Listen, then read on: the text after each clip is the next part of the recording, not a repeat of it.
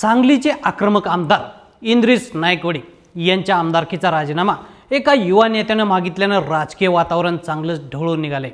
या घटनेनंतर दिवंगत उपमुख्यमंत्री अजित पवार यांच्या निधनानंतर पक्षातील अंतर्गत गटबाजी आणि वर्चस्वाची लढाई आता थेट चव्हाट्यावर आल्याचं बोललं जाते। पण नेमकं नायकवडी कुणाला आणि का नकोसे झालेत? त्यांचा राजीनामा मागणारा तो युवा नेता कोण? थोडक्यात समजून घेऊया। कोण आहेत इद्रिस नायकवडी? आता या चर्चेच्या केंद्रस्थानी असलेले इद्रिस नायकवडी नेमके कोण आहेत? तर नायकवडी हे सांगली मिरज कुपवाड महानगरपालिकेचे माजी महापौर असून राष्ट्रवादी काँग्रेस पक्षाचे अल्पसंख्याक विभागाचे माजी प्रदेशाध्यक्ष आहेत। राष्ट्रवादी काँग्रेस पक्षात फूट पडल्यानंतर नायकवडी यांनी अजित पवारांसोबत जाण्याचा निर्णय घेतला। अल्पसंख्याक समाजातील त्यांचं मोठं योगदान पाहता अजितदादांनी 15 ऑक्टोबर 2024 रोजी त्यांना विधान परिषदेवर नियुक्त केलं होतं। राजीनाम्याची पडद्यामागची कहाणी काय पाहूया। नायकवडी यांच्या राजीनाम्याची कहाणी नेमकी कशी सुरू झाली? तर साधारण 15 दिवसांपूर्वी उपमुख्यमंत्री सुनेत्रा पवार यांच्या ओएसडीनं सांगलीत नायकवडी यांच्या निवासस्थानी जाऊन त्यांची भेट घेतली।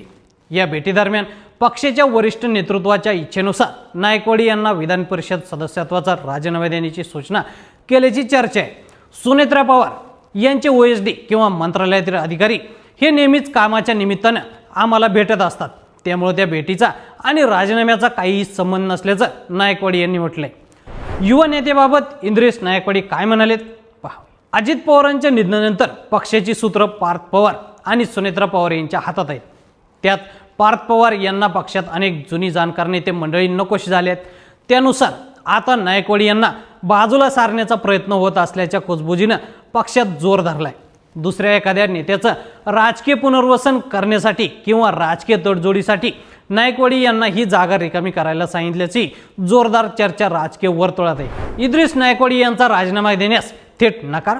एकीकडे नायकवडी यांच्या राजीनाम्याच्या चर्चा जोर धरत असताना दुसरीकडे मुंबईतील एका बैठकीत नायकवडी यांना दुसरं पद देण्याचं आश्वासन देऊन मनवण्याचा प्रयत्न झाला।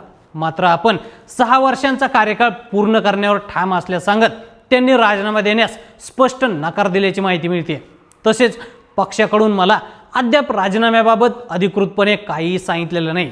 म्हणजे प्रत्येक पक्षात असे काही लोक असतात जे अशा प्रकारे जाणीवपूर्वक चर्चा घडवून आणत असतात। ज्या युवा नेत्यानं माझा राजीनामा मागितल्याची चर्चा सुरू आहे तो युवा नेता नेमका कोण आहे याची मला काहीही कल्पना नसल्याचं नायकवडी यांनी म्हटलंय। राजकीय अर्थ आणि भविष्यातील परिणाम 2019च्या मावळ लोकसभा निवडणुकीतील पराभवानंतर पार्थ पवार काहीसे बॅकफुटवर गेले होते। मात्र दादांच्या अकाली एक्झिटनंतर पार्थ पवार मैदानात उतरून आक्रमक होताना दिसून येत आहेत। दादानंतर महायुतीच्या सरकारमध्ये आणि पक्षामध्ये स्वतःचं स्थान मजबूत करण्याचा त्यांचा प्रयत्न यातून दिसून येतोय। दुसऱ्या एखाद्या नेत्याचं राजकीय पुनर्वसन करण्यासाठी किंवा राजकीय तडजोडीसाठी नायकवडी यांना ही जागा रिकामी करण्यास सांगितल्याची जोरदार चर्चा सुरू आहे। तर दुसरीकडे सांगलीच्या राजकारणात महापालिका क्षेत्रापासून तर थेट जिल्हा पातळीपर्यंत इद्रिस नायकवडी यांच्या आक्रमक भूमिकेने सर्वांचं लक्ष वेधून घेतलंय। नायकवडी यांनी नेहमीच सांगली मिरज भागात अल्पसंख्याक समाजाच्या प्रश्नावरून प्रशासनाला धारेवर धरलंय। स्थानिक पातळीवर तरुणांची मोठी फळी त्यांच्या पाठीशी उभी आहे। सांगली मिरज कुपवाड महानगरपालिकेत आणि आगामी निवडणुकीमध्ये स्वतःचं राजकीय वजन वाढवण्यासाठी त्यांनी आक्रमक नेत्याची प्रतिमा तयार केली आहे। पार्थ पवार आणि इद्रिस नायकवडी हे दोन्ही नेते आपापल्या क्षेत्रात आणि पक्षात युवा नेतृत्वाची पोकळी भरून काढण्याचा प्रयत्न करत आहेत। हे दोन्ही युवा नेते आता फक्त फॉलोअर्स न राहता लीडर्स म्हणून स्वतःला सिद्ध करण्यासाठी आक्रमक झाले आहेत। आमदार नायकवडी यांनी जरी अधिकृतपणे राजीनाम्याची शक्यता फेटाळली असली तरी दूर निघतोय म्हणजे तिथं नक्कीच काहीतरी शिजत आहे अशीच भावना राजकीय विश्लेषक बोलून दाखवत आहेत। नायकवडी यांच्या राजीनाम्याच्या चर्चांमध्ये राष्ट्रवादीच्या अंतर्गत गोटात सध्या मोठी अस्वस्थता आहे हे मात्र नक्की। त्यामुळे आगामी काळात आता हा वाद नेमकं काय वळण घेतो याकडे सर्वांचं लक्ष लागले। तर मंडळी, राष्ट्रवादीतील या गोंधळाबद्दल तुम्हाला काय वाटतं आम्हाला कमेंट करून नक्की सांगा आणि असेच नवनवीन माहितीपूर्ण व्हिडिओ पाहण्यासाठी लेट्स अप मराठीत फॉलो करा। सोशल मीडियाच्या भाऊ गर्दीत विश्वासार्हतेने चकाकणारे नाव म्हणजे लेट्स अप मराठी। सगळ्यांना सगळ्या नागरिकांना ती स्पीच ती लेट्स अप वरील मुलाखती म्हणजे विचारांचा खजिना। त्यानंतरच्या निवडणुकीमध्ये मला सोडून गेले।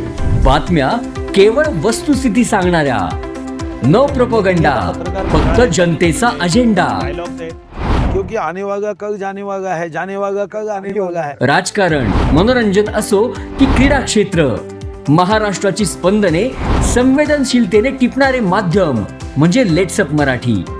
जगासोबत एक पाऊल पुढे राहण्यासाठी लेट्सअपचे ॲप, सोशल मीडिया आणि वेबसाईट सोबत कनेक्टेड रहा.